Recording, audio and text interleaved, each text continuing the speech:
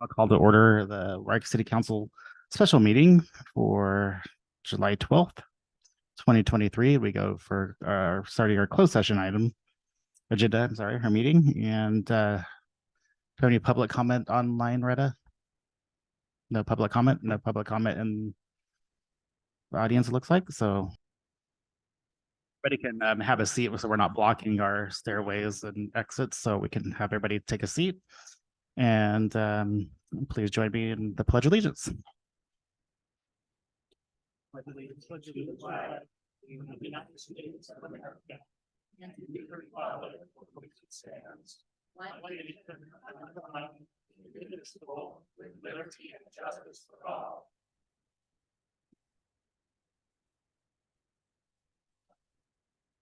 Good evening, everybody. So welcome to our special meeting here on July 12th, the city of Yreka. We did have closed session meeting prior, and we do not have any reportable action on that agenda item at this time. Just want to remind everybody to silence their cell phones at this time, if you would. We don't have any interruptions. And then also we, with the council and advice of our attorney, is we're going to move public comment to item number 8. So our presentation will become item number 7. That way, if somebody has public comment after his presentation, they can make public comments. So we'll move that. That's okay with everybody?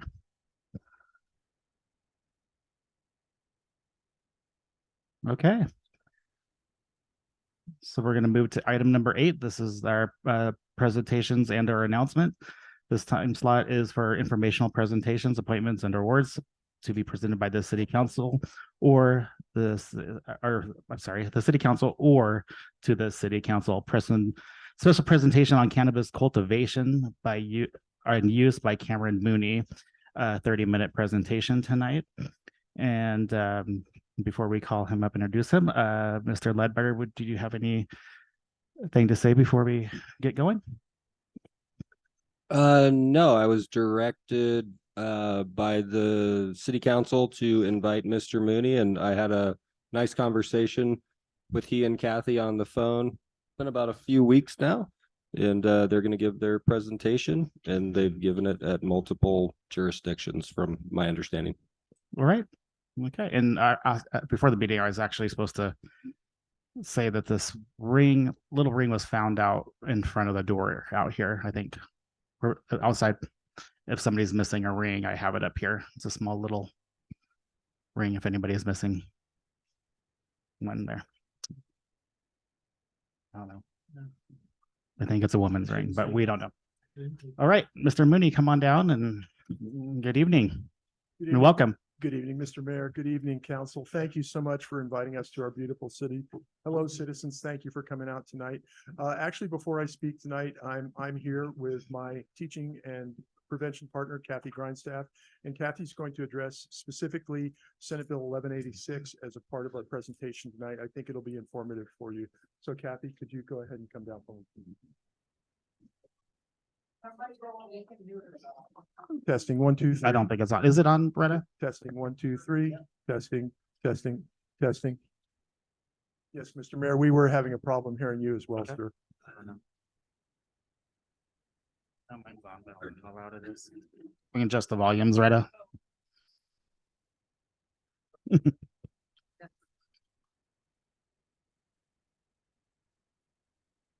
Good evening, council and citizens. My name is Kathy Grindstaff, and I have been in the prevention business or education or whatever you want to call it for over 12 years. What drew me to prevention is, and it's not just prevention against marijuana, it's alcohol and tobacco products also, and other drugs. We just did a campaign down in Shasta County on fentanyl, so I try to be as well versed as I can in all drugs and everything. and I'm gonna say this without crying, but one of the things is my son was killed by a DUI driver. And I wouldn't wish that on a single person. And my philosophy from that, instead of taking my grief and being, wanting to dig a hole and stay buried, is something good has to come from that. And so my philosophy is to go out, educate, so it never happens to anybody else. And that's where I come from. I want to talk a little bit about SB 1186, just so that we are all on the same page. We all understand what it is. SB 1186 came about because they believed in Prop 64 that medical marijuana patients weren't addressed as far as getting medical marijuana for their illnesses. And so this is what 1186 is trying to rectify, is making sure that patients' rights to access to marijuana is first and foremost. Starting January 1st, 2024, that's what the state of California is going to address with SB 1186. They want every community in the state of California, and if you already have a pot dispensary or someplace that is doing deliveries, if you don't have that, they want you to have it, because patients deserve the right to have their medicines. And so we're talking about non-storefront delivery service. I want to make that very clear. And we're only talking about medical marijuana. You and I know there's no difference. Marijuana is marijuana. How you use it is what's the difference. You're either using it recreationally, or you're using it for because a doctor said maybe you'll find relief from using marijuana. The thing you have to understand is there is no benefit to the city of Yreka having medical marijuana, because you cannot tax it. The only benefit that the city of Yreka is going to receive is through the business tax. So whether how you collect for a business within your community, that's the only tax relief you're going to get, because medical marijuana is not taxed at the state level. The other thing is only medical cannabis card holders or patients are the ones that can actually have it.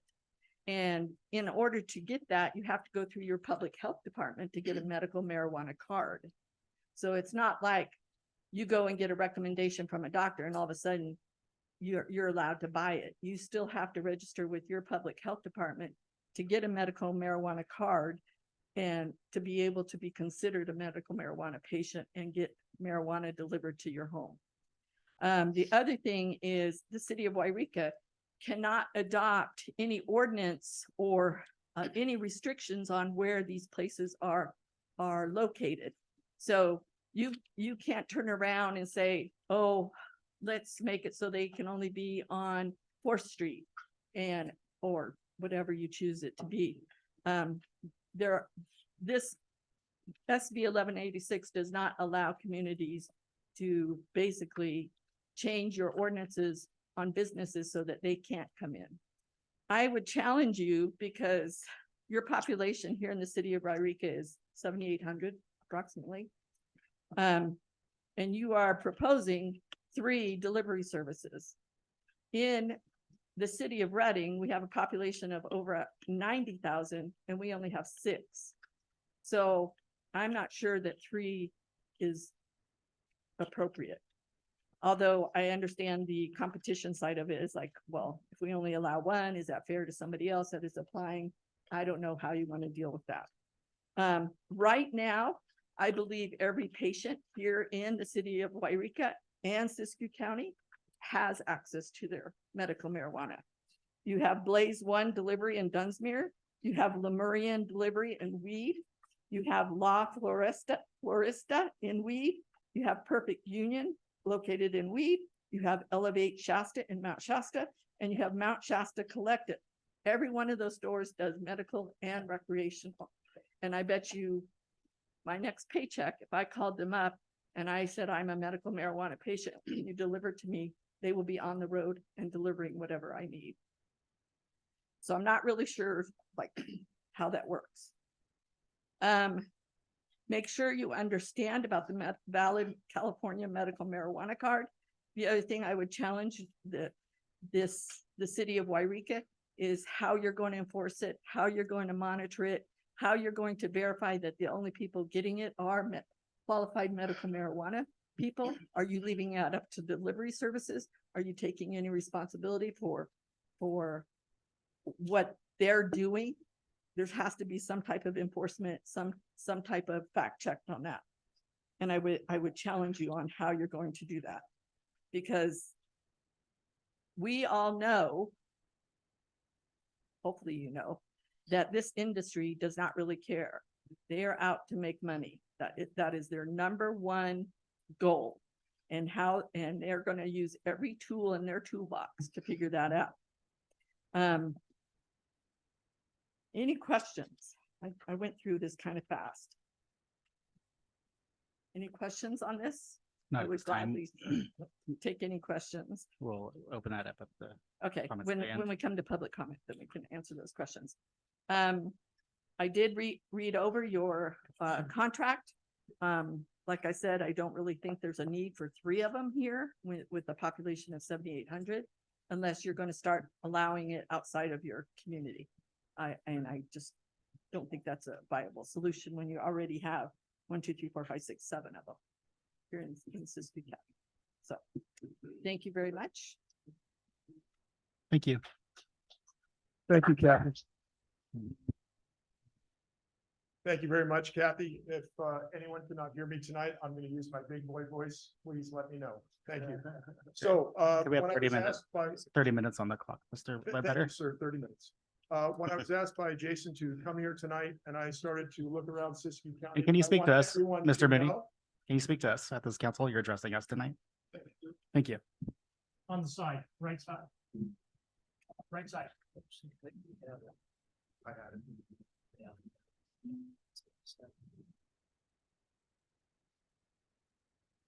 So as I looked at Siskiyou, I want everyone to understand, I know Siskiyou very well. I have been here for several years involved in marijuana. I'm almost 70 now, and I've been involved in marijuana since I was 20 and a half, either in law enforcement or in prevention. Slide, please. Slide, please. Oh, sorry. Thank you, ma'am. Okay. So as we look, I'm going to bring you some statistics that came from Shasta County. I think it's important for the council to understand what's going to happen to your city. We have done numerous studies in Shasta County, and marijuana is the easiest drug for our youth to obtain. Every high school, you can go in there and you can speak to someone who's 18 years old, has a medical marijuana card. And most of the marijuana that is purchased by youth today comes from dispensaries through a juvenile with a medical marijuana card. When I travel around the United States, and I've been to every state in America talking to city councils, board of supervisors, cannabis control boards about cannabis, they all know about Siskiyou County. And Siskiyou County, unfortunately, is the epicenter of illegal marijuana growing in the United States. Other jurisdictions want to know what mistakes are being made here and what can they do to obviate those mistakes. We export most of our marijuana out of California. Between 80 and 90% of our marijuana that's produced here domestically leaves California and goes to other states. We use 10 to 20% here domestically. There is a blend now of legal and illegal marijuana. And if you speak to dispensary owners California-wide, they will tell you that for them to be able to compete with the industry, that they have to take in marijuana through the back door. So the legal and illegal market have pretty much collapsed. As you're aware, the Bureau of Cannabis Control has put out this year $20 million, of which you've taken a $100,000 grant to try to help the legal market. And I actually am all for the legal market. When I envisioned legal marijuana in California, I thought that we would have grow houses down in the Central Valley. They'd all be controlled and run by the state, and we wouldn't see what we see here. I know that some of you have been out to A12 and up to Doris, and you've seen what's going on up there. So I think you understand the problem that we do have. Next slide, please.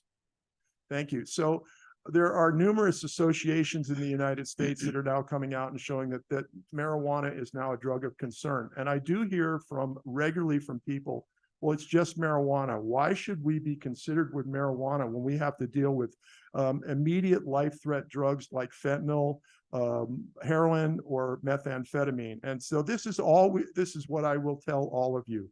Marijuana in the United States is controlled by, in the Western United States, is controlled by the Sinaloa cartel.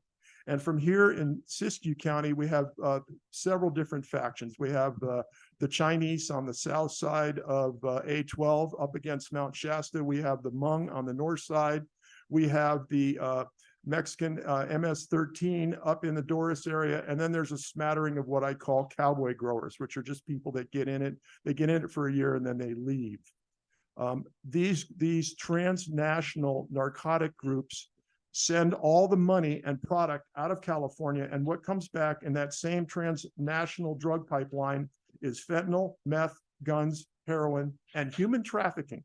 And the human trafficking, of course, is something that we should all be considered about. I have interviewed growers out on A12, and yes, there is human trafficking going on out there, and we'll speak more to that. Next slide, please.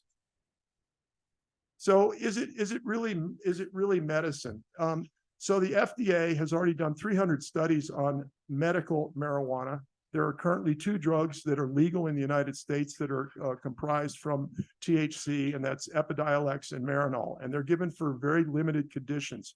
Literally in a single percentage of the people that use marijuana in the United States have those conditions. Currently, there's about 52 million Americans today that are actually using marijuana. Now, what's important about knowing this is that we don't know what the dosages are that people are taking. We see that packages are normally labeled at 10 milligrams, but actually people go in and they'll eat an entire cookie, which end up being hundreds of milligrams. When we talk to our emergency room doctors, we find out that patients are now reporting that they are taking over 5,000 milligrams of THC and ending up in our emergency rooms. And they're showing up with conditions called scromining, which is repeated vomiting. In the case of Shasta County, 39% of our admissions to Mercy Hospital show up with test positive now for drug tox screens for high potency THC. There have been testing of NorCal, and Enresco Labs, which is a national cannabis lab testing company, took in 1,000 dispensary samples from NorCal, and they determined that 80% of those samples were tainted with mold and other chemicals that were harmful for human health. We also know that Quest Laboratory has come out with an explosive document showing that there are numerous lab results that are being submitted to the state of California now through the Department of Cannabis, which are false. And that is coming back where we're seeing corruption through money passing through the cannabis pipeline.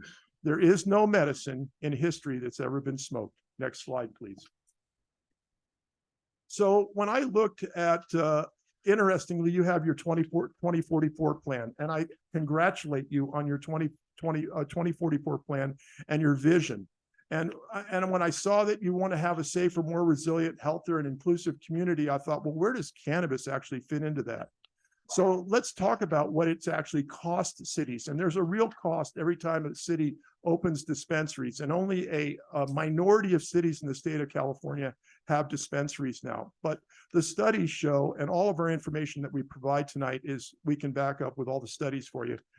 Studies show that for every dollar that's taken in by a community, that the community actually spends about $4.50 in hidden costs. We're talking higher workers' compensation rate by cannabis users, higher internal theft by cannabis users, higher employee injuries by cannabis users. And so all of that has a degradation of quality of life for a community. The real estate values are now also, and I know one of you is a realtor here, has real estate in your background. Real estate values around cannabis dispensaries are depressed, and that is now fact. We also know that cannabis dispensaries are now, they didn't used to be because of the security that they had to have, but now just draw crime. Next slide, please. So here's an example of crime that's occurred in Shasta County. And about 2.5 months ago, I still have close contacts with law enforcement in Southern California, and I was advised that there would be robbery and burglary crews that were going to be working our area in the North State. I advised our sheriff, I advised your sheriff, and sure enough, 2 weeks later, we had 5 dispensaries broken into in the early morning hours at 2 a.m. It was done by a cannabis ripoff crew. They were well organized with military precision. They were armed and they were ready for battle. And fortunately for our RPD officers, they did not come upon these people. They were burglary alarms, so they didn't have priority. I think about your city, and I think about you having just a cannabis repository here, and I think about your police chief at night probably having maybe 4 officers on duty in a city like this, responding to a burglary alarm where you have these kind of crews that go on. There are many murders now that are involved in the cannabis trade, including murders out on A12. And you can talk to Jeremiah, and Jeremiah will give you the statistics. I followed some of those murders, and some of those, there was human trafficking involved. In the case of Shasta County, we've had cartel murders where they have taken Mexican nationals, they have cut off their hands, their arms, they have disfigured their bodies, they have wired them behind their back, and they have left them outside of marijuana grows. So we know that what we see in Mexico is actually occurring here. We've had fake DEA agents doing ripoff of marijuana grows. We've had shootouts at marijuana grows, and that happens on much more than you will hear because sheriffs generally don't like to put out those unsafe things occurring in their communities, but they are occurring. Next slide, please. Thank you. I hear this all the time. This is just marijuana. Now we're looking at pictures from Siskiyou County. We're out on A12. We're looking at a water operation. We know that there's between 100 and 200 water trucks that are delivering water to the grows out there every day. We're looking at a honey oil operation. This one is actually a Shasta County honey oil operation. This was taken at a residence. On the other side of this wall were three minor children. So this is a highly explosive operation. Last week, we took down one of the largest honey oil operations in the North State in the Lac Creek area. It was being run out of 2 40-foot cargo containers. About 15 cartel grows were feeding it. And honey oil is concentrated cannabis that is made from all the leftovers from the plant. So you can use all that what's called shake, or you can use the twigs of the marijuana grow. And that goes in at about a 1-to-7 ratio. And using ether, they strip the THC out of it, and then the THC is sold at about $60 a gram. So they sell the marijuana and then they sell the honey oil. I know, Mr. Mayor, I know dogs are near and dear to you. They are to me, sir. I've been a canine officer. I love dogs. You're looking at a picture of a dog in the center there, and I kept the pictures tonight very, very non-offensive, and I have horrible pictures of animal abuse that are going on in our grows. In this case, this is a grow dog who is wired to a fence, and the other growers' dogs, and for the purpose of having the other growers' dogs attack that dog, and then the growers will shoot the dogs of the offending grower. It is not always friendly out here in your marijuana grows. There is a war going on out there. Obviously, we're concerned about chemicals. The chemical to the lower right is carbofuran. That is a common chemical that is found in marijuana grows. It's a highly toxic substance that's not legal for use in the United States. In the top right picture, you're looking at 55-gallon drums of methacrylate. Once again, these were found in your grows. This chemical is used to spray on the marijuana. It is an adhesive that's actually used for spraying on glasses to hold the UV coating onto glasses. So think of super glue. This is sprayed on the plant to hold pollen count and make the plant more robust. All of this marijuana flows into the legal market and flows into the dispensaries. Not every single dispensary, but most. Next slide, please. Thank you. So we see that the cannabis business is actually very dangerous. And for us as peace officers, they actually issue us a guide now to pesticides that are found in illegal grows. I fear for your deputies. I fear for your officers. They are going into these grows without proper hazardous materials.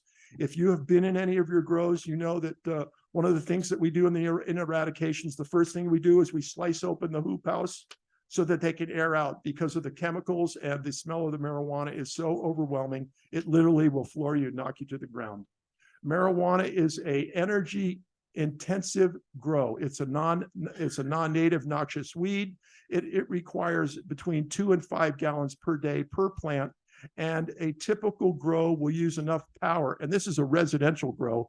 A residential grow grown in somebody's house legally uses enough power to supply about 6 families. Next slide, please.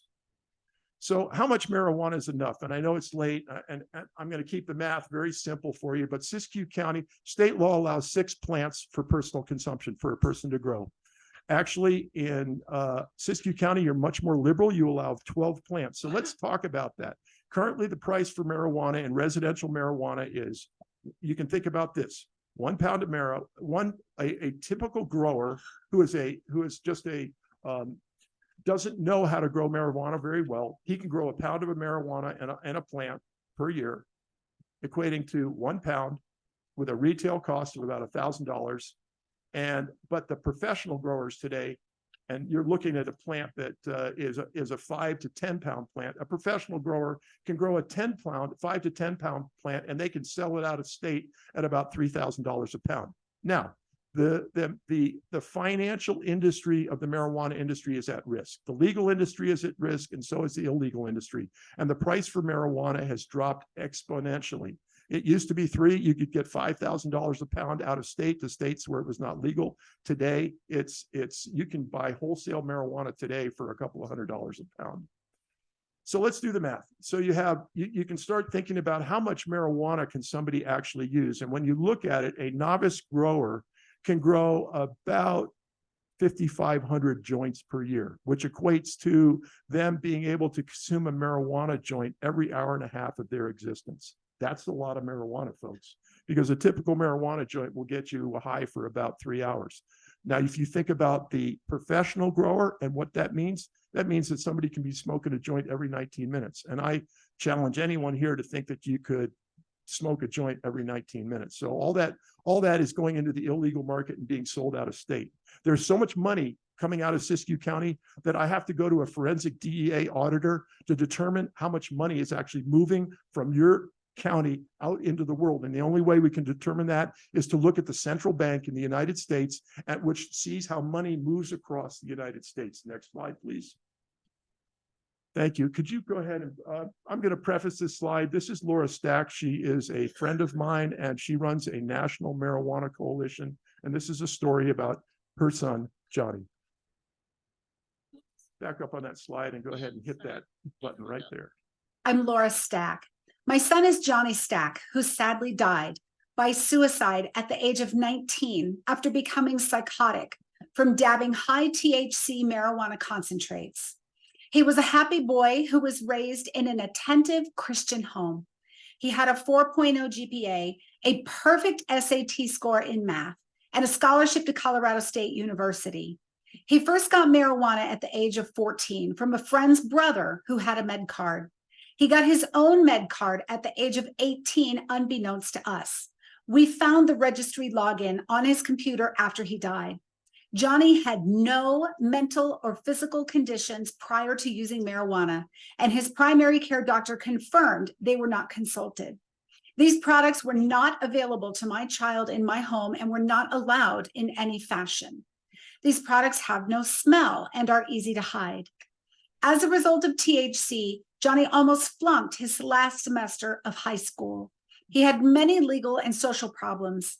He stole our family dog from our home and threatened to kill it if we didn't give him money. He had 3 mental hospital stays, many outpatient programs, therapists, psychiatrists, medications, and a suicide attempt before his psychotic break at the age of 19. 3 days before he died during dinner at our home, Johnny said, "I just want you to know you were right. You said marijuana would hurt my brain. Marijuana has ruined my mind and my life, and I'm sorry. I love you." He jumped off the top of a garage at Lincoln Station with 6 floors 3 days later. We recovered his journals after his death, and he wrote that the mob was after him and that everybody knew everything about him. I am very angry at the criminal pot shop doctor who gave my perfectly healthy son a med card so he could get high. My son was not depressed, abused, neglected, or self-medicating. The youth here just want to get high.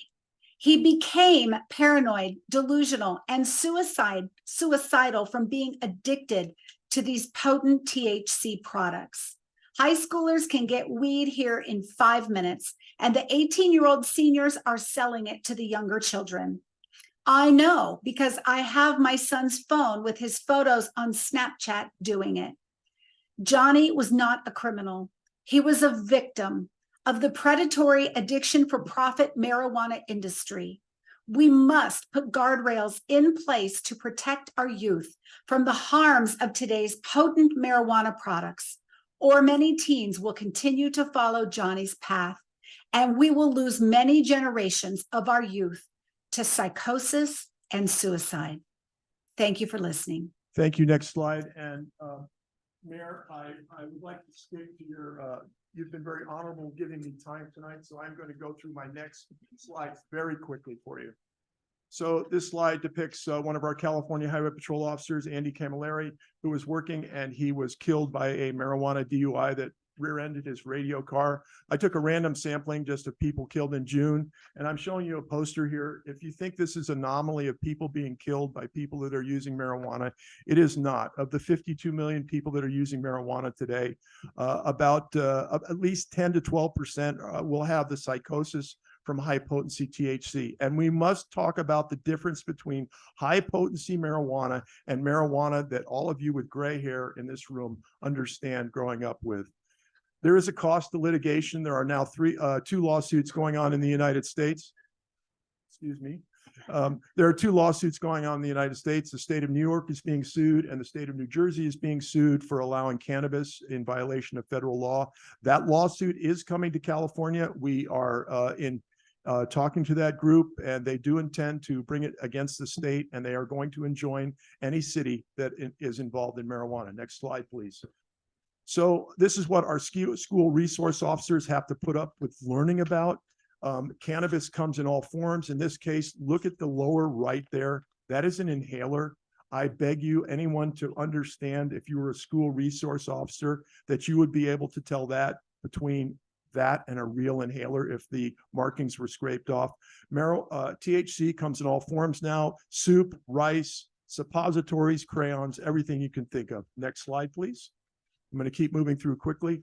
So it's important for this board to understand, because I've been out here, looked at your homeless problem. I apologize for that. I know that you're getting homeless dumped from other cities here like Reading is. That's going to be a problem for you.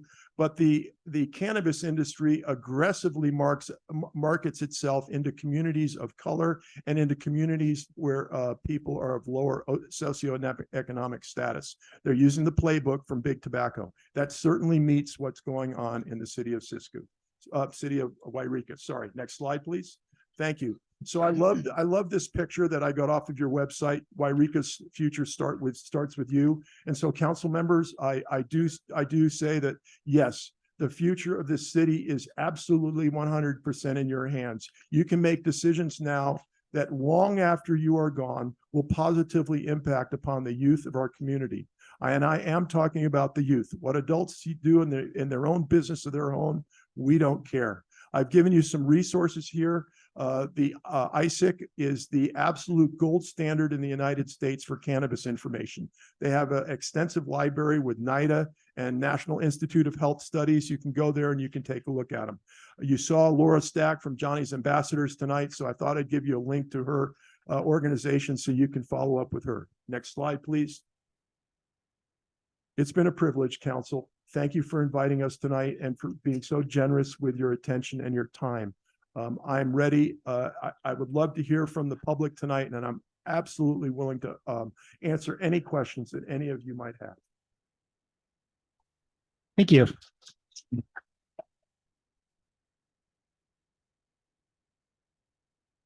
Okay, I'll come to the, well, first I gotta open up, actually go to public comment. Get ahead of myself here. Okay. We'll move to item number 7. This is public comment. Or actually, it's number 8 now. Public participation is limited to those items listed on the agenda. If your comments do not concern an item listed on the agenda that was presented tonight, please address the city council at the next regular meeting. The city requests that persons addressing the city council refrain from making personal, slanderous, profane, and disruptive remarks. Council members, when recognized by mayor, may ask questions of the presenter, but no action may be taken by the city council during public comment section of the meeting. Under the Brown Act, the city council is prohibited from discussing or taking action on any item not listed on the posted agenda. Please speak into the microphone from the podium. The podium electronically adjusts up and down to accommodate the speaker. Please state your name for the record prior to providing your comments. Please address the council as a whole. If you have documents to present, please provide a minimum of 7 copies. These become public record. Please limit your remarks to 5 minutes. Since council is unable to take action on issues not on the agenda, your matter may be referred to staff for follow-up or placed on a future agenda. Public comment period is not intended to be a question and answer period or conversations with council or city staff. Okay. I'll go to council members first, and then we'll go to public comment. Council members, anybody? For Mr. Mooney? Actually, yeah. Okay. Councilman Cake. You spoke earlier, children being able to get a hold of a medical marijuana card. Yes. I guess I'm so naive to the sort of thing. Yeah, and he actually misspoke because you do not have to be. Can we speak on the podium, please? Thank you. You do not have to be 18 to get a medical marijuana card. You can get a medical marijuana card if you're under 18, as long as you have parental permission. Wow. So, and this is the thing too, to remember is if you have a medical marijuana card, you get that as a quote unquote recommendation from a doctor for some type of treatment that you're under. And there's no limit on how much marijuana they can obtain. And they'll turn around and sell it to their friends at schools. Wow. So, I guess I'm so naive. to this, I FYI. didn't realize, wow. Yep. That's all I had a question on is the medical marijuana for kids. I didn't realize that, so. No other questions or No. comments, Amy? Or comment? Councilman Davis, do you have a comment for Mr. Mooney or a question for him? Yes, sir. You made a mention about dispensaries bringing a criminal element into our community. Can you kind of elaborate on that? It looks like you're not going to get that elaborate. Well, because he gets a little long-winded. I think that you have to remember that this is a cash business. This is solely a cash business. So not only are the criminal element coming in because they know it's a cash business, but they're also going to take the product because they can turn around and sell that product for big money. So it's a huge attraction. So even medical marijuana is a cash business. I see. I have one more, Mr. Mayor. Go ahead.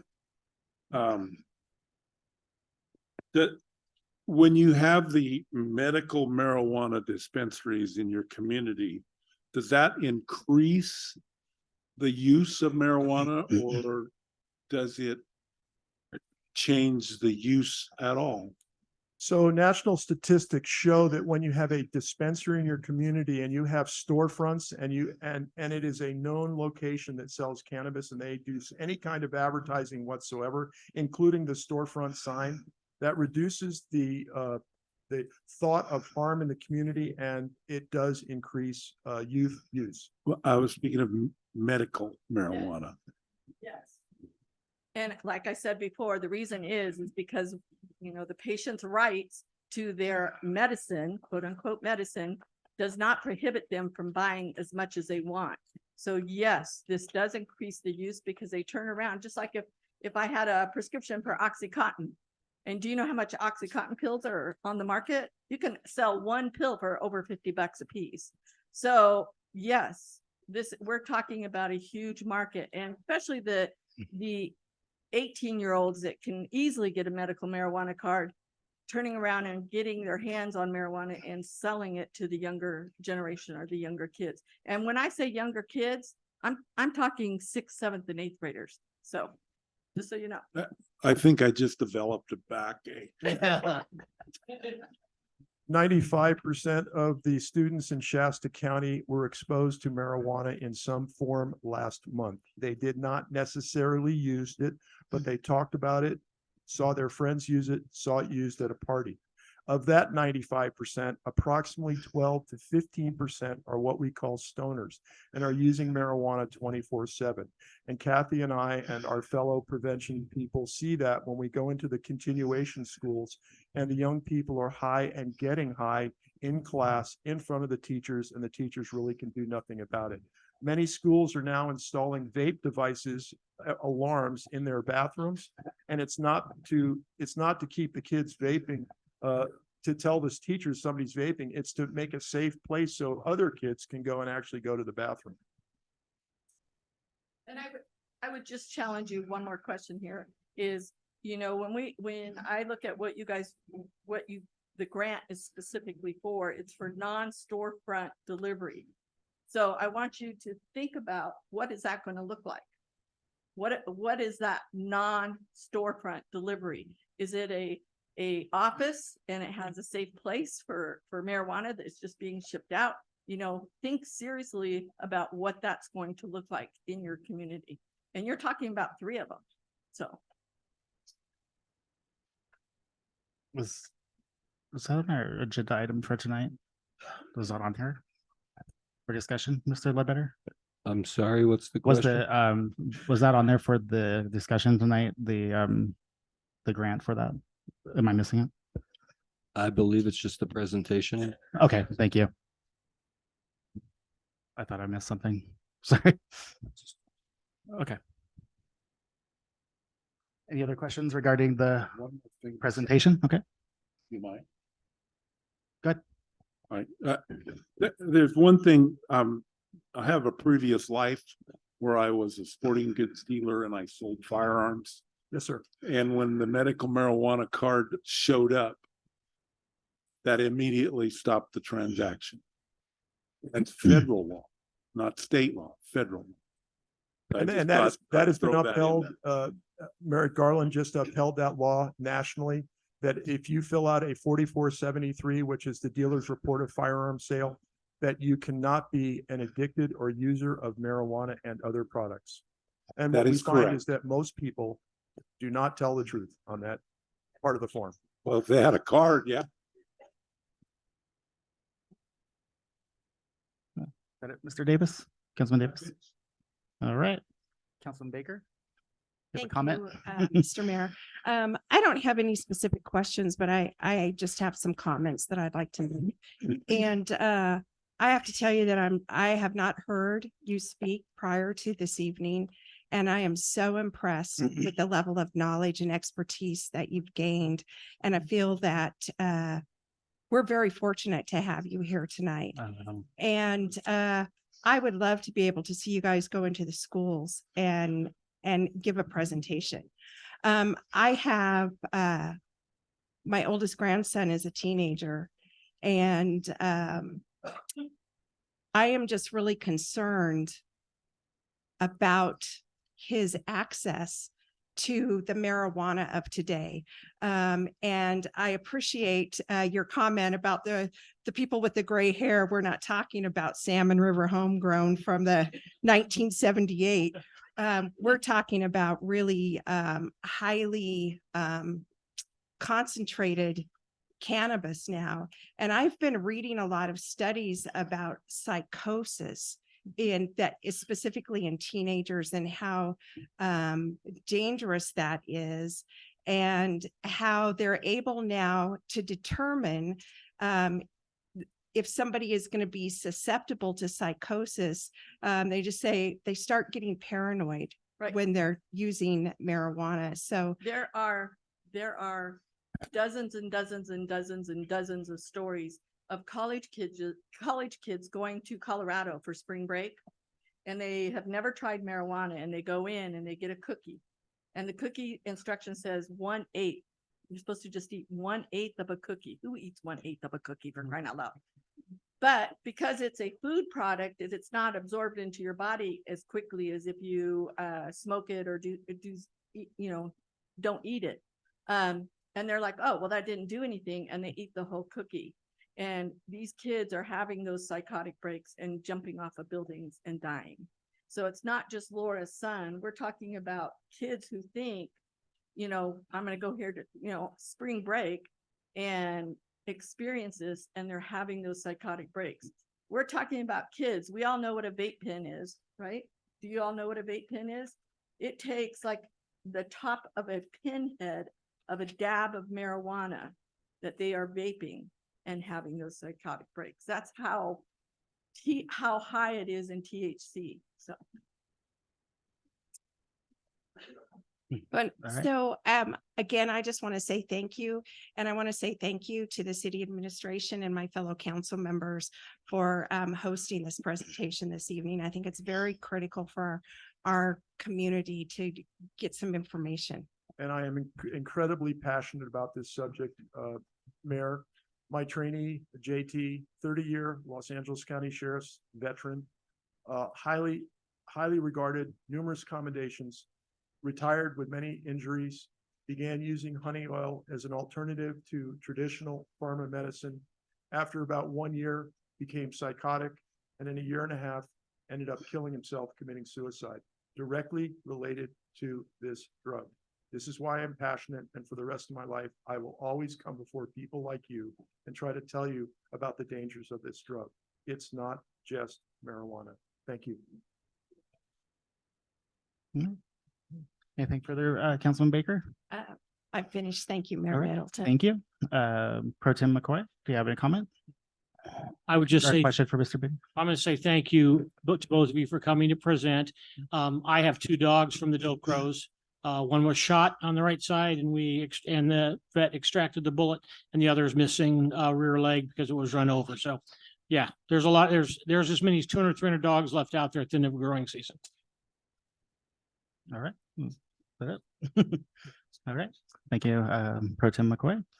All right. Well, before I move on, I just want to say thank you for coming, and it was nice meeting you and giving us the information. So if I forget to at the end of the meeting to say thank you for coming by and visiting our town and speaking with us. I learned some things I did not know, so it's always good to learn new things. So I'll open up the public for public comment. This is not a question and answer period at this time. So if you do have a public comment, come up and make a public comment.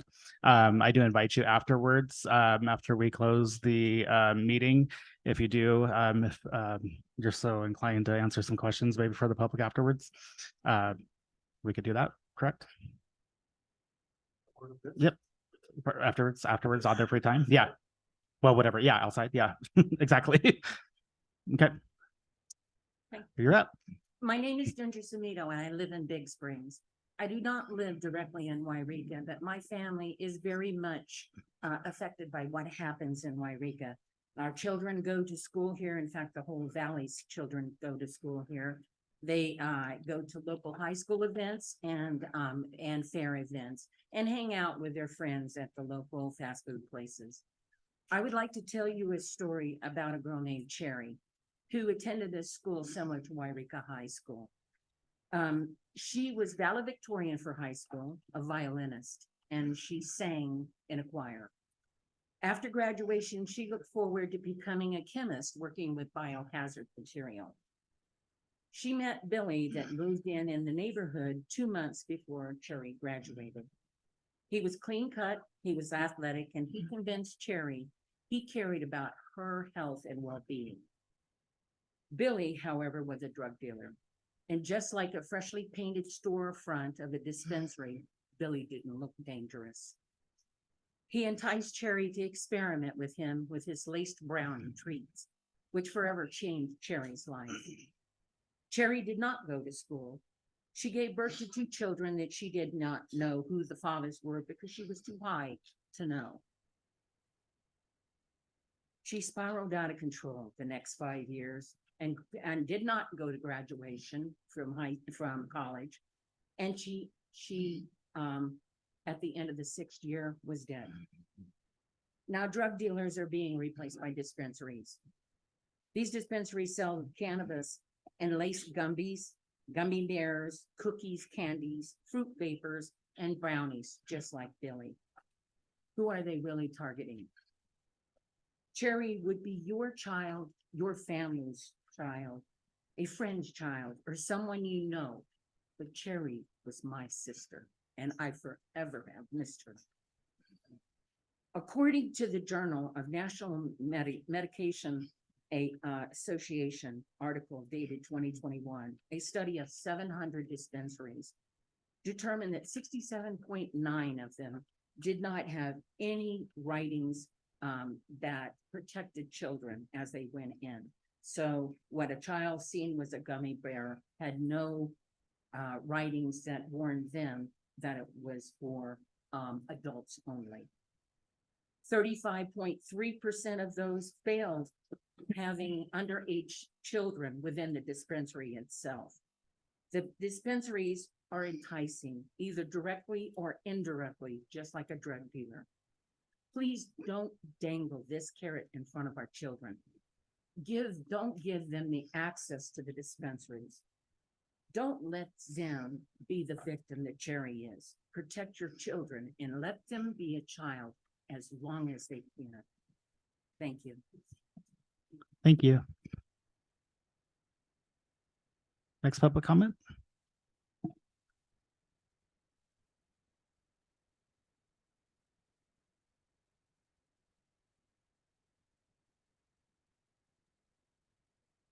Good evening. My name is Louise Beato. I live in Yreka, and I want to thank the council and the staff for allowing this presentation tonight. I really appreciate it. I had sent an email out to every council member with a series of questions, and I asked for a possibility of a response before this meeting tonight. I only got a response from one council member. So I'm going to read to you tonight and to the public the questions I had.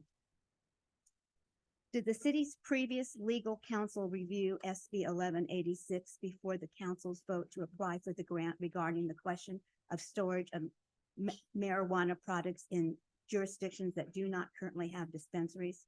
If not, has the current legal counsel reviewed SB 1186? If so, what were their conclusions or opinion? Yreka is advertising on the internet that there is a full-time position open for a quote-unquote planning manager. Is Juliana leaving, or is this job in addition to Juliana's position?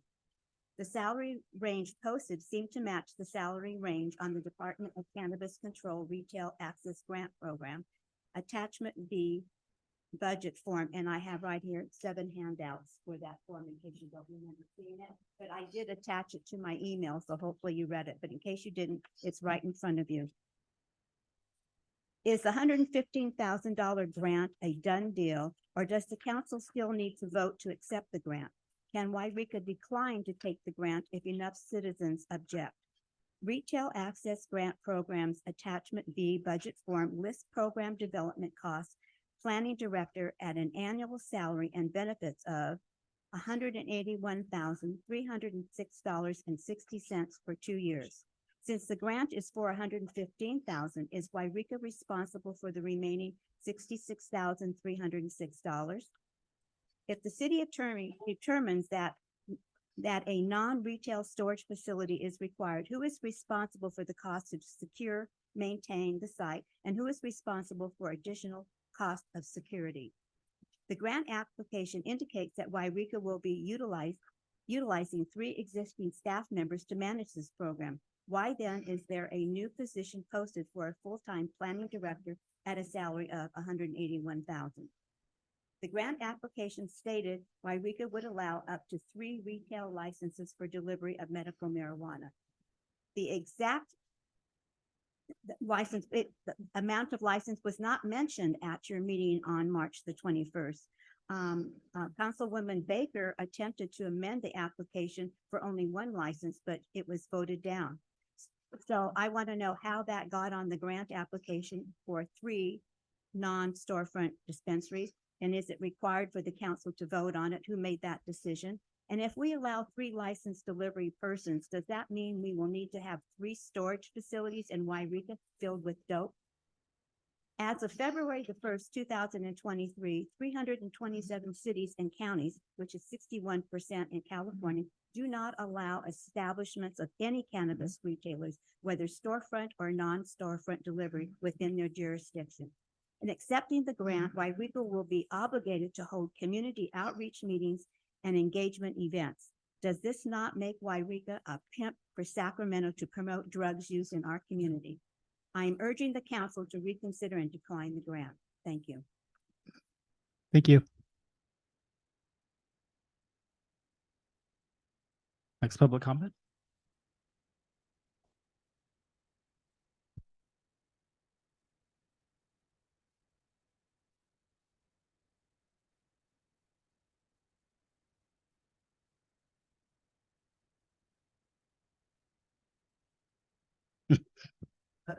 My name's Steve Radford. I live here in Yreka. How far down do we have to go, y'all? The city is getting pretty pathetic at this point. You know, we got a homeless sitter that is just out of control. This guy, we all know him. He walks around town all the time, the kind of crazy blonde kid. He used to have he was a valedictorian or something. He had a high grade point average. Now he's a vegetable case. He was right over here across the street from the library today, pissing just like this, right into the sidewalk, right there. How far down do we have to go before we stop? We got to start taking this country back, take our city back, tell California to take a hike. Did you actually apply for this grant and they awarded it to you without asking the people before you applied for this grant? That's going to destroy our city. I'm not going to do anything for the city anymore. I'm fed up with this city. I really am. It's pathetic. You drive around here and it's just pathetic. It's not going up, it's going down. Since I've been here for 14 years, it's not gone up, it's gone down. They're taking our dams out. The ranchers are going to lose their ranches now because they don't have the water. We lost the logging. What are we going to lose now? Enough. You guys are the leaders. Stand up and take action, please. Thank you. Thank you. Next public comment.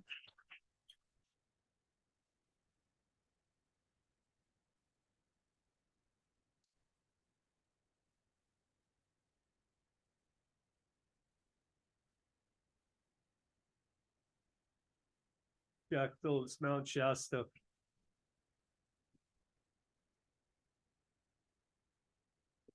Tonight, we are here to discuss the future of humanity. What direction will Yreka take? A path that leaves people feeling hopeful for the future, or a path that leaves people feeling desperate and fearful? Drug and alcohol use destroys people. It's that simple. The state of California is passing laws that make no sense. The state of California and the city of Yreka believe they're going to make a lot of money selling drugs, particularly marijuana.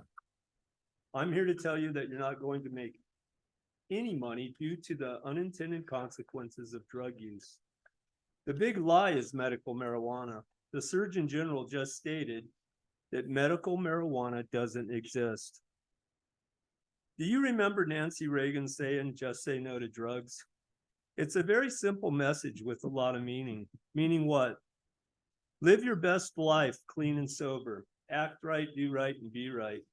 Keep a clear mind and do good work. Have faith and integrity. Choose good over evil. Don't waste your life in a drug-induced stupor. Be sober and live a prosperous and productive life. What makes people unique and special is their ability to reason. Reason is the highest form of thought, and without reason, we become idiots. By destroying our ability to reason with drugs and alcohol, we are, in fact, destroying life and humanity itself. America's in collapse because people don't know the difference between right and wrong. A lot of young people get high and get drunk just to have fun. And our American culture tells them this behavior is acceptable.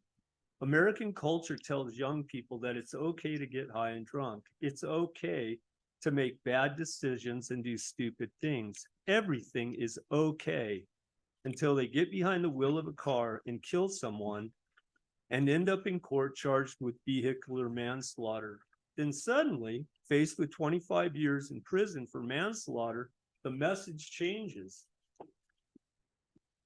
The judge says you made a bad decision to drive under the influence of drugs and alcohol. I say America made a bad decision to legalize and promote drugs and alcohol use as acceptable behavior. When half the people in America drink and do drugs, their ability to reason goes right out the window and they get behind the wheel of a car and they drive. Go on YouTube and watch young people get sentenced for manslaughter DUI. It's heartbreaking. Every one of these young people will say, I'm a good person. I just made a mistake. I gave you all a handout. Look at this beautiful family. This could be your son, your daughter, your grandbaby. Our American culture and government destroyed this family and killed this beautiful baby by making drugs legal and socially acceptable. An intoxicated driver under the influence of drugs drove his car up onto the sidewalk, ran over this family and killed this beautiful baby.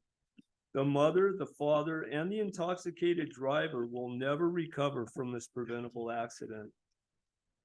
So when you vote tonight, take a good look at this beautiful family that no longer exists. The future of Yreka can be a bunch of beautiful young families like this one, or the future of Yreka can be like Portland, San Francisco, and Baltimore, with countless homeless zombie drug addicts wandering the streets, urinating and defecating all over the sidewalks. In closing, I've been clean and sober.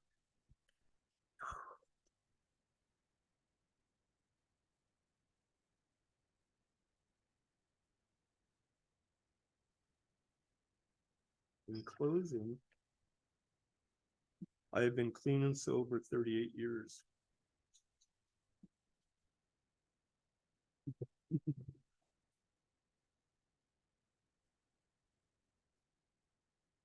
I'm so tired, honestly. I'm so tired. It was the best decision I ever made. No one needs to use drugs and alcohol. All substance use does is destroy people and families. Faith, hope, and love are the most important values in life. Drug and alcohol use destroys all three. People need help, not hypodermic needles and cannabis dispensaries. So what path will you go down, Yreka? A path that raises people up to lead a meaningful life, of a joyful life filled with faith, hope, and love, or a path that drags people down to endure a painful life filled with drugs, depression, and death. It's that simple. The choice is yours. Thank you. Thank you so much.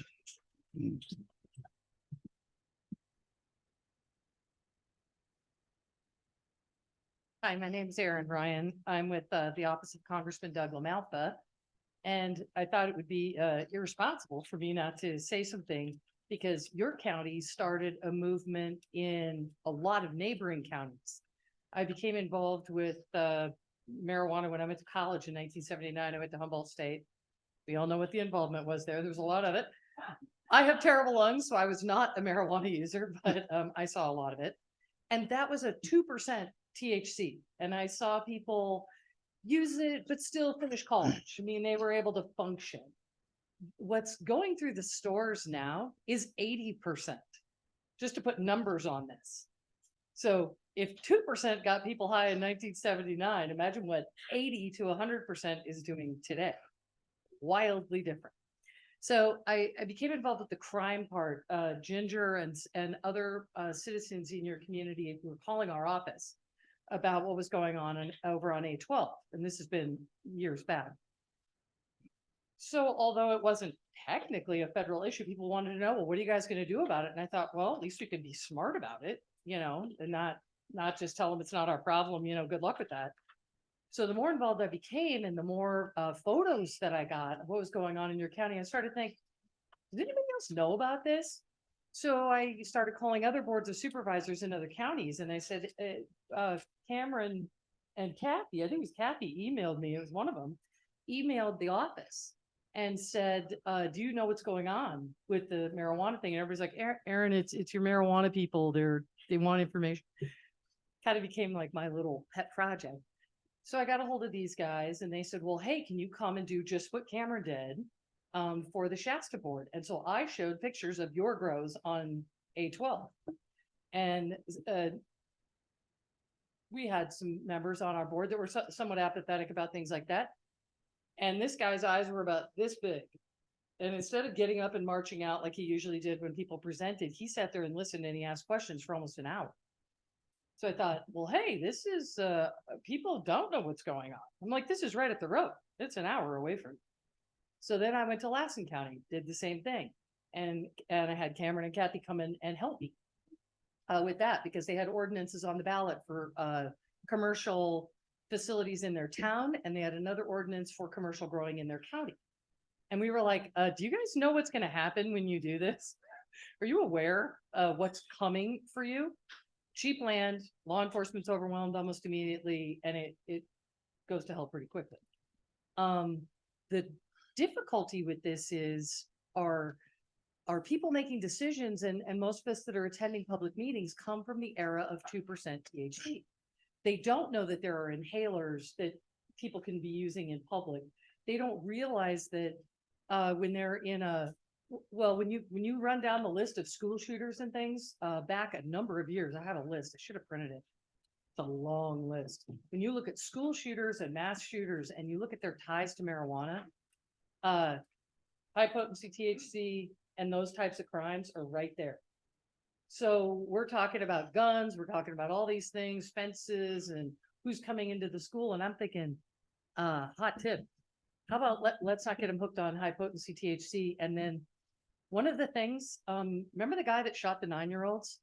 And you think, who could be so, like, how could you be so callous as to shoot a 9-year-old? One of the other things I do in my free time is radio. So I prevail upon Cameron and Kathy to bring me people who are experts in this so we can all learn more about it. This woman who's an expert on the brain, she's a doctor at Harvard Medical School, Dr. Bertha Madras. She said, well, do you realize that when teenagers use high potency THC, it affects a portion of their brain? And I'm thinking, okay, like all of it? And she said, no. It's specifically the inflammation occurs in the portion of your brain where you have empathy, where you recognize emotion. And anyone who's ever dealt with somebody who is autistic or maybe Asperger's, and they have sort of a flat affect, you can't really tell what they feel, and they can't see that you're happy, sad, emotional. That's the part of the brain that's affected. And it took about 4 seconds, since it was 2 weeks after that school shooting, to figure out that's how an 18-year-old goes to school and shoots some 9-year-olds and doesn't notice that it's a bad thing. So of course, the next question was, does this go away when they stop utilizing high potency THC? Oh yeah, no, it doesn't. This is potentially a permanent change. So a society like that, a town like that, probably not one you want. So even though you're talking storage, it's a pretty quick trip from that to the dispensaries, and the pressure is huge. So God bless you. and Thank you, Aaron. Keep up the good work.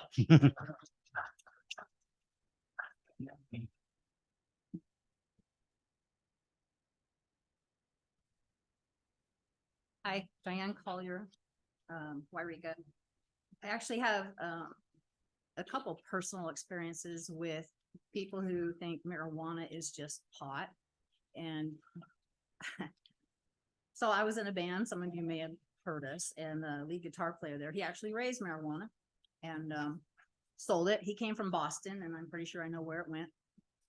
And he's a cool dude, super nice to this day. He's a good friend of mine, but you know, he would get high and drive home. Sorry, under the influence doesn't mean just alcohol. Influence is influence. It doesn't matter. I watched a guy when I was traveling home, sit outside his car with his family in there and smoke his joint and get his whole joint smoked. I could smell it, stunk like skunk. So he gets in his car. I'm down in Orland, and he gets in his car and he takes off and heads south on I-5 with his family. And this is the potent stuff. This isn't the old marijuana. Remember, it used to have that. I was a kid, but we never really noticed it. And you would get a hint of a sweet smell, right? But not this nasty skunk stuff. And I would urge you guys to ask Joe before he leaves, because I think it was really powerful. I heard his full-on story of his law enforcement friend who committed suicide. You really need to hear the details, and I'm sorry, not the PG rated, because it really puts it in your face as to just how psychotic he had to be the way he did commit suicide. And Joe, I'm sorry if I sell you out there, but I think it's important. It's really, that's his story to tell. But personally, it was at the fair, 2017, Sunday night, 2:30 in the morning. I'm up Turry Street. I have my Dodge pickup. It's a 3/4 ton diesel with a 28-foot gooseneck horse trailer hooked up, parked on the side of the street. And 2:30 in the morning, I hear glass rattling, and I'm like, oh my God, I have we have thieves all the time in my neighborhood. And so I thought, shoot, somebody broke into my garage door because there's a glass window in it. I heard that rattle. So I grabbed my handgun and I went looking for who was in my garage. And then I heard voices out my front windows because my windows were open. I thought, shoot, how many do I got? So I strategized. So I sneak out to the front and I have to rub my eyes because here's a car who had head on my pickup, come across the street, head on my pickup. Now, I don't know if you know, that truck weighs 6,600 pounds. The engine is the biggest part, right? He hit it so hard. He picked my truck up and out into the street, 18 inches. He shoved the hitch, the gooseneck, through the bed of my pickup an inch. And when I get there, my window's open, and he's mumbling because he rung his bell pretty good, which in my opinion, not good enough. But he was mumbling to himself, and I was just like, are you kidding me? And there was a lot of expletives that night. But you just hit my truck. Did you just slam my truck? And you could smell the marijuana just rolling out of that car. It permeated into my house across my yard. It was so potent. That is what he was high on. Don't tell me it's just pot. And as you would guess it, suspended license. I'm like, oh, so this just gets better. I go, let me guess. No insurance either, right? Bingo. No insurance.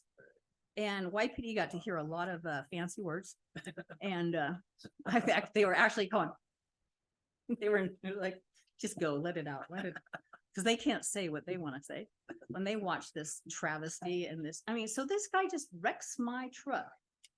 Who has to pay for that? So not only am I paying for you to be a degenerate, now I got to pay for the stuff I worked my buns off to have in my life. We don't need this. I'm 150% against bringing this stuff in and letting the state dangle a carrot. One more thing, they're going to take power away from us. They're going to sneak it in. They are. They do it all the time. And I'm so sick of people just being like, that's not wrong. It's just this. It's not. They have a bigger agenda, and it's coming. It's coming. If you can't see it, you can lead the horse to water, but you can't make them drink. If you don't want to, I don't know. That I'm not saying you, I'm saying in general. But anyway, that's all I have to say. And thank you. Thank you.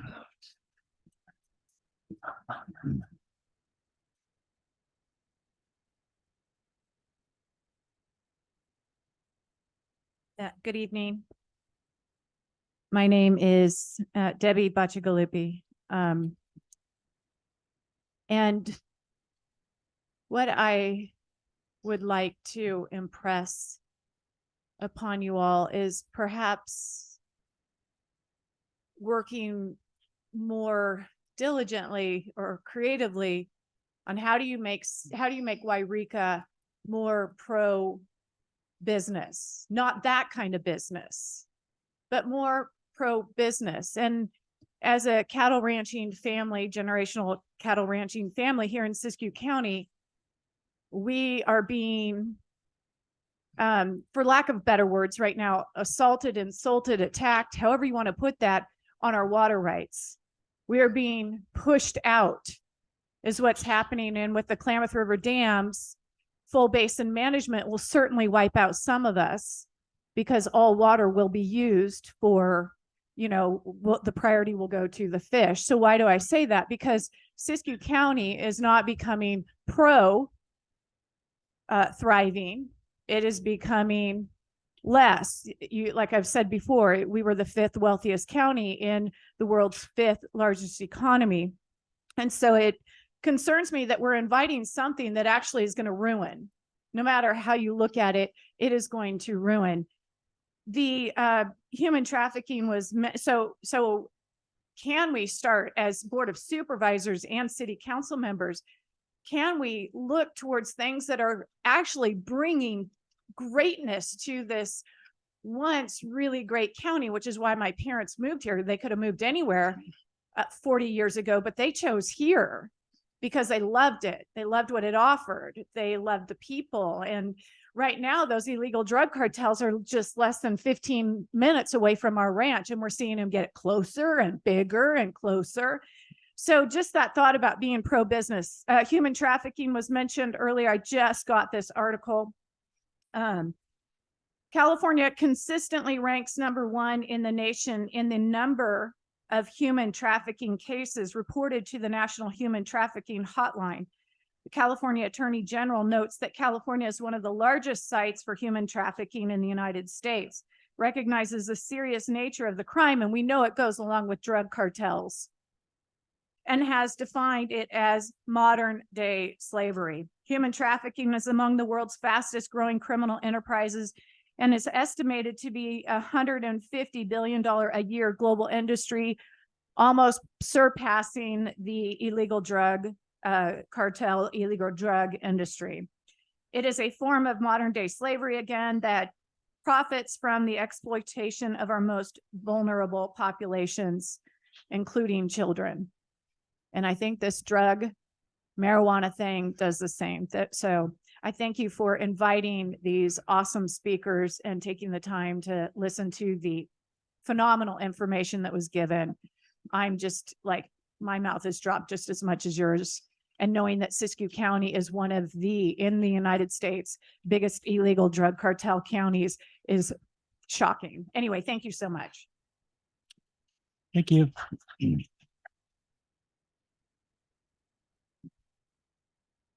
Any further comments?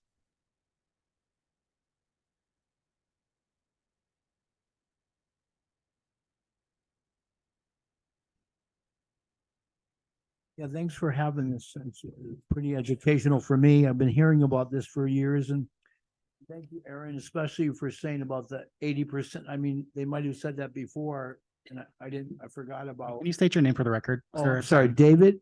I'm from Mount Shasta, California. Okay, thank you.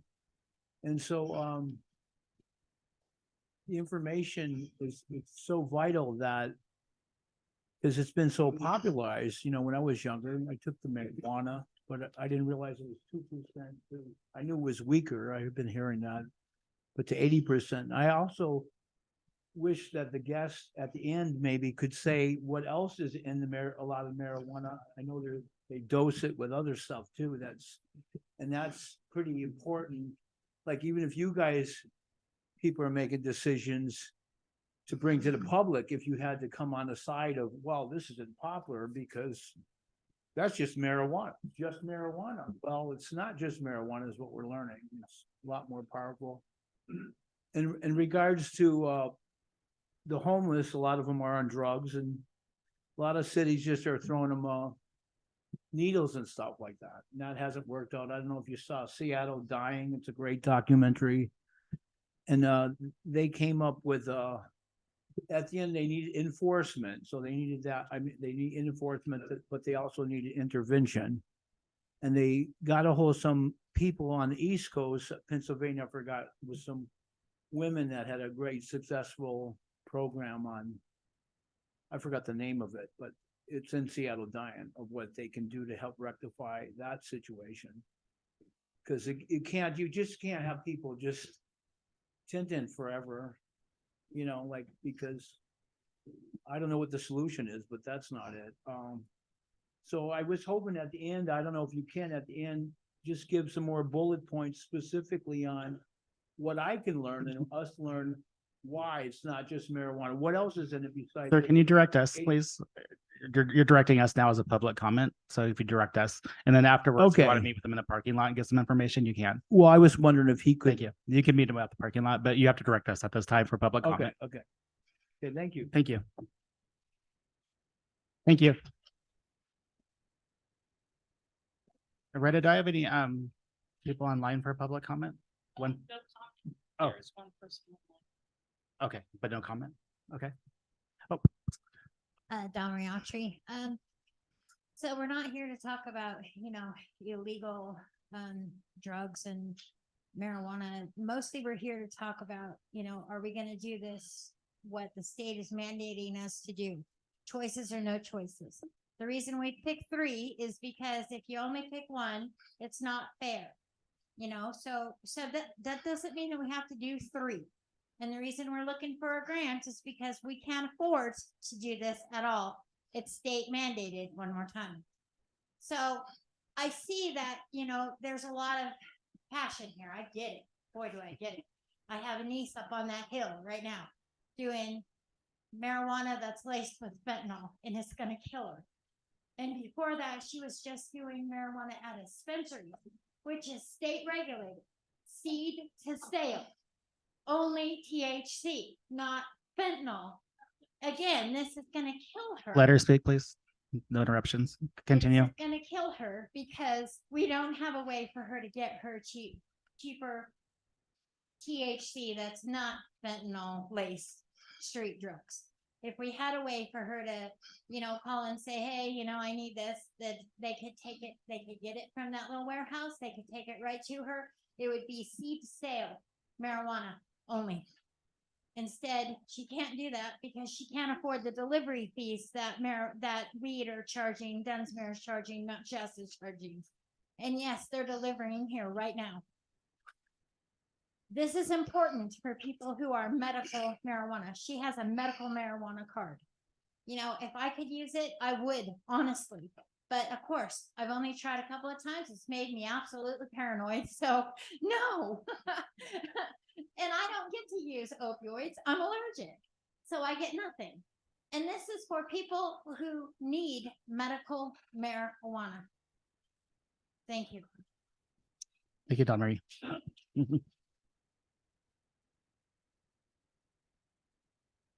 Okay, if I have no other. Okay. Good afternoon. My name's Chuck Prohaska. No Live in- conversation, please. Live in Big Springs. Lived in the county 40 years. Worked in the city 25. We bought an 8-acre rock pile out in Big Springs. We've made an oasis out of it. Every day, the marijuana odor is overwhelming. We have the money, we're able to move, but it's our home. We've been taken over. I've got a novel approach to your dispensary. I recommend you overnight that money you got back to where you got it, and instead offer a cannabis bus down to South County and keep it out of your city. Thank you.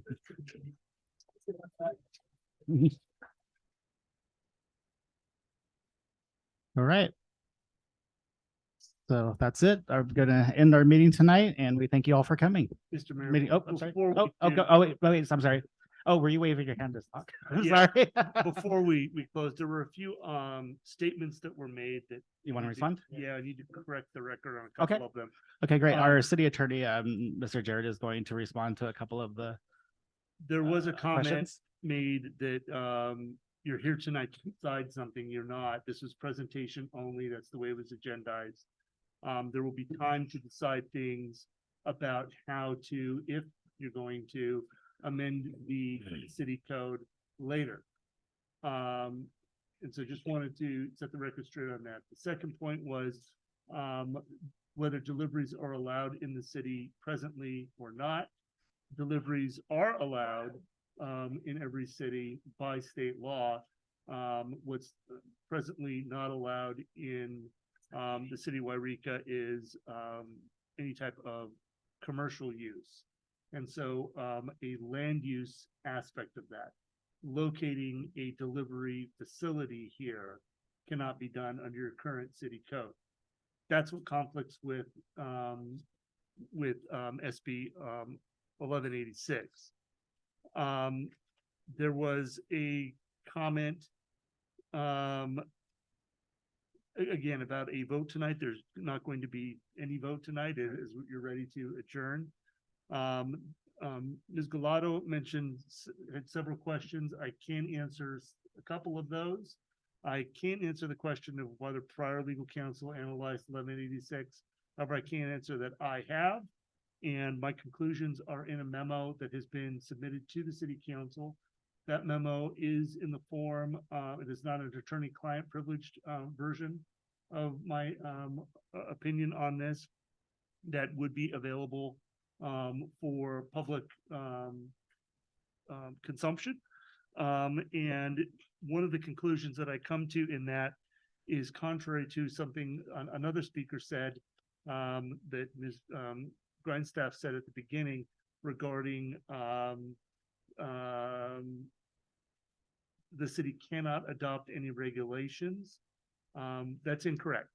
1186 does allow cities to impose reasonable regulations, and one of those reasonable regulations would be where any type of medical storage, medical cannabis storage facility could be located. So you could prevent that from being on a particular street. You could prevent it from being in a particular district. You could relegate it to only one area of town. So you have zoning rights to put non-storefront delivery facilities where you want to put them.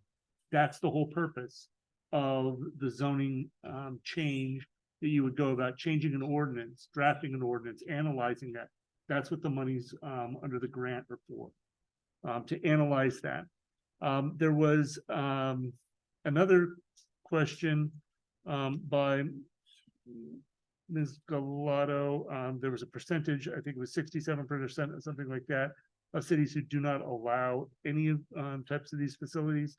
It's my opinion that what 1186 does do is they don't say you must, but they don't say you must change your code, but they do say you must allow.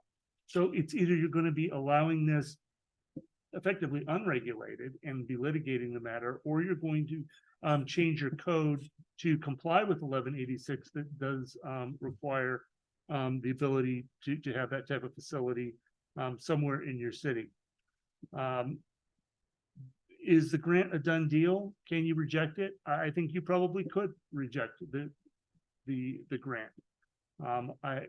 I don't believe the money's and in fact, one of the terms of the grant agreement that the state has various terms that you basically have to agree to is agreeing to the representations made.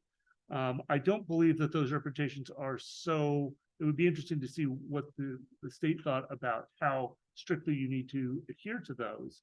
But the way I read what you've said about that application is what you intend to do. And so moving towards a licensing program to allow a particular type, and you specified that as medical marijuana facility. So the number of 3, I don't, it would be interesting to know whether or not that is required or whether that could be a different number. It's been my experience that many cities have looked at this and come up with the number 3 so that there is competition actually. But there are various reasons which you could all debate and ultimately come to a conclusion upon as to how many facilities you would want to license in your city. And then who's responsible for security? As with any private company and private land use, that was not the city's responsibility to engage in security of a private endeavor, as that would be. And then yeah, and finally, other types of reasonable regulations. You could impose security requirements that the business have certain types of security on site. You could have a licensing program. You could have a retail sales tax, a local tax. You could have regulations that are consistent with requirements or restrictions imposed on cannabis businesses under the Business and Professions Code. So, again, there is a process that you will, and it is my opinion that you should amend your code to comply with state law.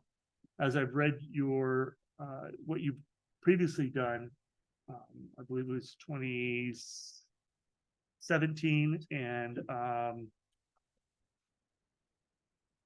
2011.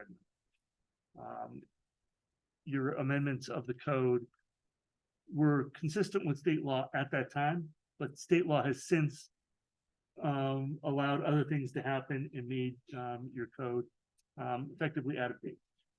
And so there should be changes to your code made, and the grant has requests money effectively to do those changes. So that's all I have to say. Just wanted to set the record straight on a few things, and know that I have prepared an opinion on this matter. All right. Thank you, Mr. Jared. Appreciate that. The clarification. Okay. Thank you. With that said, I will adjourn tonight's meeting and thank you all for coming. Council, council, Wait. Peter, our chairman of the planning commission was hit in a crosswalk 2 weeks ago on Minor. 8 fractured ribs, punctured lung, and fractured shoulder. He's been in the hospital once, came out after 2 days, went back in for 3 days. He is now home and he is resting comfortably.